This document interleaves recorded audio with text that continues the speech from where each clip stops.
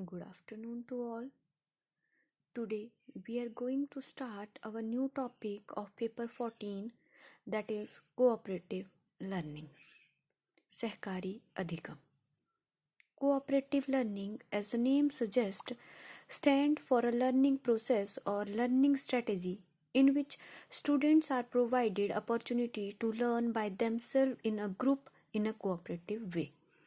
Cooperative learning, जैसा कि नाम से पता लग रहा है, इस तरह की लर्निंग प्रोसेस और लर्निंग स्ट्रेटेजी है जहाँ पे हम स्टूडेंट्स को एक ग्रुप में रहकर एक कोऑपरेटिव वे में सीखने का अवसर प्रदान करते हैं।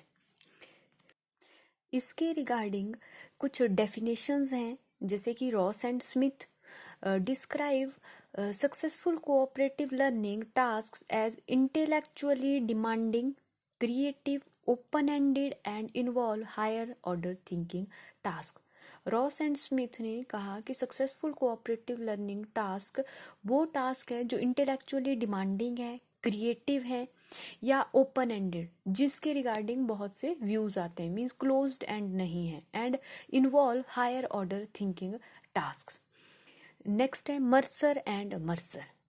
मर्सर एंड मर्सर कहते हैं cooperative learning as a teaching strategy in which small groups or teams of students work together to achieve team success in a manner that promotes the students' responsibility for their own learning as well as the learning of others.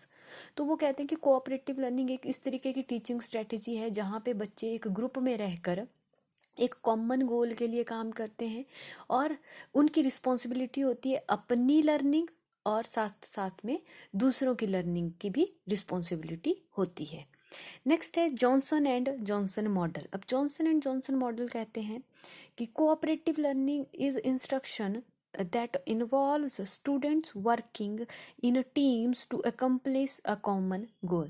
तो उन्होंने generally कहा कि cooperative learning एक इस तरह की instruction है जो इन्वॉल्व करती है स्टूडेंट्स को एक टीम में रहकर काम करके एक कॉमन गोल के लिए अचीव करना under conditions that include following element. तो जॉनसन एंड जॉनसन मॉडल के कुछ एलिमेंट्स थे। First one positive interdependence, face to face interaction है, इंडिविजुअल एंड ग्रुप अकाउंटेबिलिटी है कि individual as well as group दोनों की जवाबदेही होती है, ग्रुप बिहेवियर है, एक ग्रुप में रहकर आपको काम करना है, ग्रुप प्रोसेसिंग है to achieve a common goal. Types of cooperative learning, अब डिफरेंट टाइप्स हैं। फर्स्ट वन है आपकी informal cooperative learning, second formal cooperative learning and third one is your discussion. First हम बात करेंगे इनफॉर्मल कोऑपरेटिव लर्निंग की। Informal cooperative learning incorporates group learning with passive teaching by drawing attention to material through small groups throughout the lesson or by discussion at the end of a lesson and typically involve group of 2. तो informal cooperative learning means अनौपचारिक तरीके से जो learning हो रही है। जैसे for example अगर हम बात करें एक साइंस लेबोरेटरी में हम प्रैक्टिकल परफॉर्म करते हैं तो वहाँ पे 2 या 3 बच्चों का ग्रुप बनता है जो entire semester through out the पूरे सेमेस्टर के लिए वो ग्रुप बन जाता है और वो बच्चे क्या करते हैं अपनी नॉलेज ऑफ साइंस को शेयर करते हैं उन प्रैक्टिकल्स को परफॉर्म करने के लिए। नेक्स्ट हम बात करेंगे फॉर्मल कोऑपरेशन लर्निंग, औपचारिक सहकारी अधिगम। It is structured, facilitated and monitored by the educator over time and is used to achieve group goals in task work. तो यहाँ पे क्या रहता है, एक एजुकेटर उसको फैसिलिटेट करता है, मॉनिटर करता है और जो लर्निंग होती है वो स्ट्रक्चर्ड होती है, वेल डिफाइंड होती है। For example completing a unit, कि किसी यूनिट को हमने कंप्लीट करना है। Assignment that involve group problem solving and decision making. Next हम बात करेंगे डिस्कशन की। तो discussion it have 4 components. First formulating a response to question asked by educator, sharing responses with a partner, listening to a partners response, creating a new well develop answer. For example अगर हम बात करें कि किसी science या कोई भी quiz competition है तो उसमें आपसे क्वेश्चन पूछा जाता है तो हम फर्स्ट क्या करते हैं, फॉर्मुलेट अ रिस्पॉन्स, फिर उसको हम शेयर करते हैं अपने पार्टनर के साथ, पार्टनर के रिस्पॉन्स को सुनते हैं और बाद में हम क्या करते हैं, एक वेल डिफाइंड आंसर हम जो है क्रिएट करते हैं। तो दिस इज कॉल्ड डिस्कशन और cooperative learning. This type of learning enable the students to process, consolidate and retain more. Now, steps to successful cooperative teaching. अब सक्सेसफुल कोऑपरेटिव टीचिंग के लिए क्या क्या स्टेप्स हैं? First, discuss individualised educational plans and regular educational goal. Means व्यक्तिगत शिक्षा योजनाएं और नियमित शिक्षा लक्ष्यों की चर्चा करें कि साथ साथ में हमने जो नॉर्मल एजुकेशनल गोल्स हैं, रेगुलर हैं, उनको भी ध्यान में रखना है और साथ में एक व्यक्तिगत कि एक पर्टिकुलर इंडिविजुअल के क्या गोल हैं या क्या प्लान है.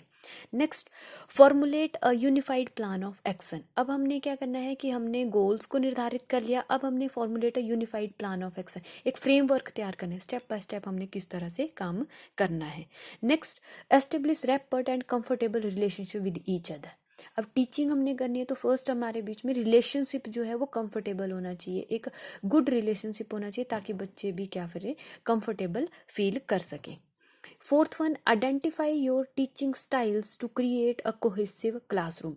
एकजुट क्लासरूम बनाने के लिए आप अपने टीचिंग स्टाइल्स को आइडेंटिफाई करिए. अब टीचिंग स्टाइल आपके इंस्ट्रक्शनल हो सकते हैं और डिसिप्लिन स्टाइल, तो इन दोनों स्टाइल्स में बैलेंस होना चाहिए ताकि हर एक आप वहाँ पे कंफर्टेबल महसूस कर सकें.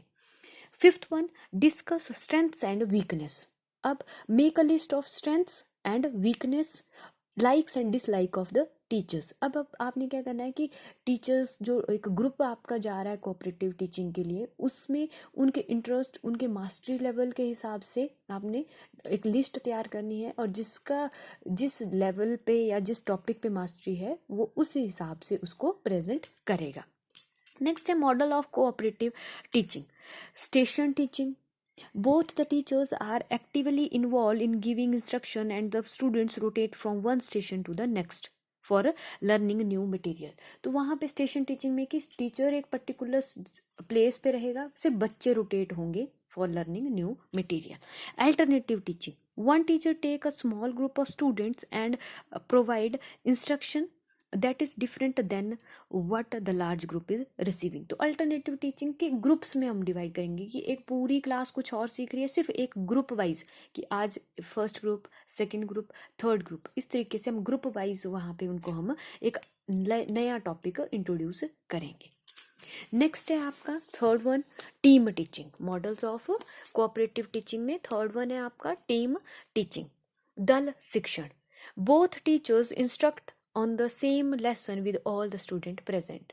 तो यहाँ पे क्या होता है कि पूरी क्लास में एक ग्रुप ऑफ टीचर चाहता है, 2 या 3 टीचर्स का ग्रुप जो पूरी क्लास को एक साथ आपको इंस्ट्रक्ट करेगा.